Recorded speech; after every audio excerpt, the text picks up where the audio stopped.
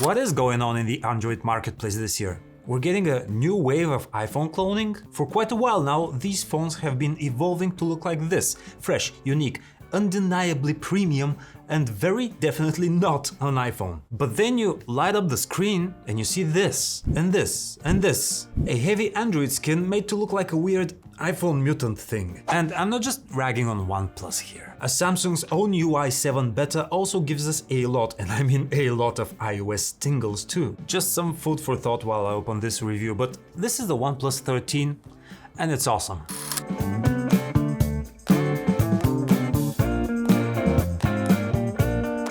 Over the years, OnePlus has managed to claw up its way to relevancy. And here, by the OnePlus 13, we already have design language and aesthetics that are unmistakably OnePlus. The huge camera circle in the back, the mute toggle on the side, and the glass that slightly curves into the frame, it's all very unmistakably OnePlus. This year there's a faux leather cover on the back, which I do appreciate. I always like it when phones add something like this. And the phone overall feels flatter, very light and very well balanced. Overall, it's very easy to hold without a case and even a pleasure to use. OnePlus is also known for another thing, and that's how light and lightning fast their interface is. Oxygen OS 15 is based on Android 15 and it comes with very quick and smooth custom animations, a few gestures that make navigation easier and more enjoyable, and a few light redesigns of the UI that make it look a lot like iOS. Yes, you already saw it in the intro, it now has a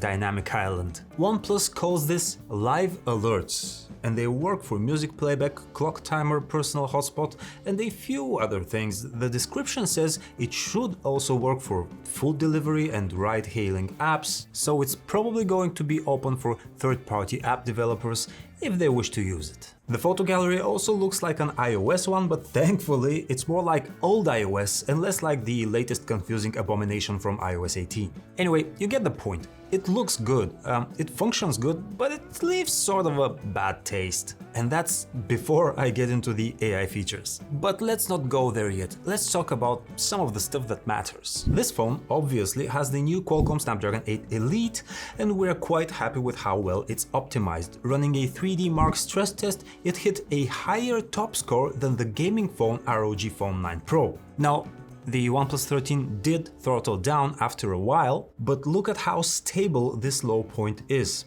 And this is still faster than the top score of the Galaxy S24 with the Snapdragon 8 Gen 3 from last year. So overall, very good performance. There are also new cameras on the OnePlus 13. The main sensor has the still fairly new 50-megapixel Sony Litia 808 sensor, which is great at collecting more light. Though OnePlus may want to take some more time to fine-tune the software around it. Photos are fine and the dynamic range is definitely improved, however, they still come out a bit contrasty, with shadows sometimes being crushed and a bit over-sharpened.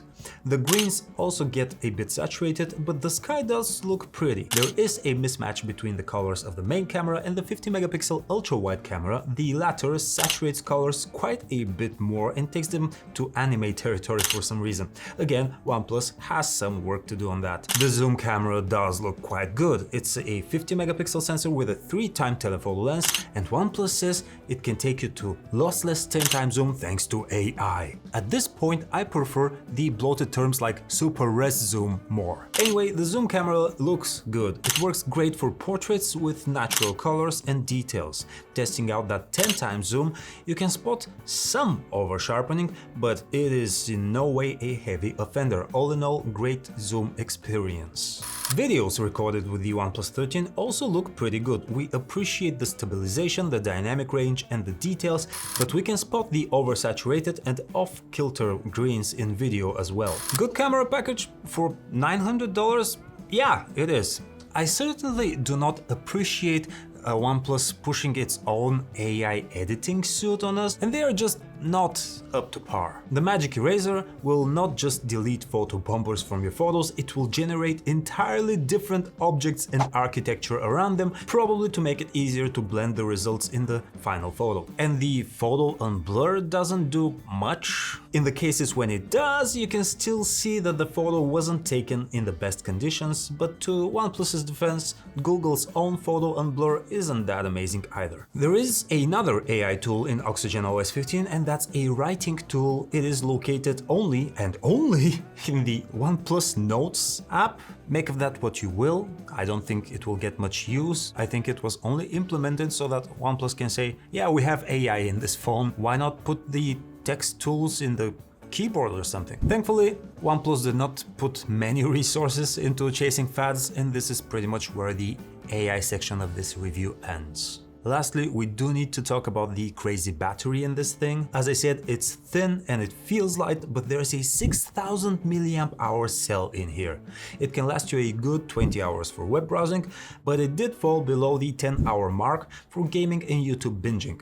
But you also get the 100-watt warp charger, which gets you from 0 to 50% in 15 minutes and a full charge in like 43 minutes or so. The OnePlus 13 is very competitively priced at $900, and during the launch period you can get the $1000 model, which is 16 gigs of RAM and 512 gigs of storage, for the $900 price point. Also, there's a trade-in option for any phone, any condition, for an extra $100 off, so hope that works for you. The phone comes with a software update promise for 4 years, but 6 years of security patches. So technically, yes, you can use it for the next 6 years, though it still doesn't quite touch the 7-year promise from Google and Samsung. That is a lot of phone for $900. Fast performance, beautiful design, fast charging, a very competent camera, which will hopefully get a few updates, hopefully. No promises. Now, with the Galaxy S25 series coming out very soon, it is a bit hard to recommend a OnePlus 13 over what's probably going to be a better phone, a little bit. But if you're after the unique aesthetic, this thing definitely has the chops to back it up. So if you want something more exotic, adventurous, different, definitely worth a pickup. Also, it's not chock full of AI. Subscribe for more AI hate. Thanks, see you next time. Bye!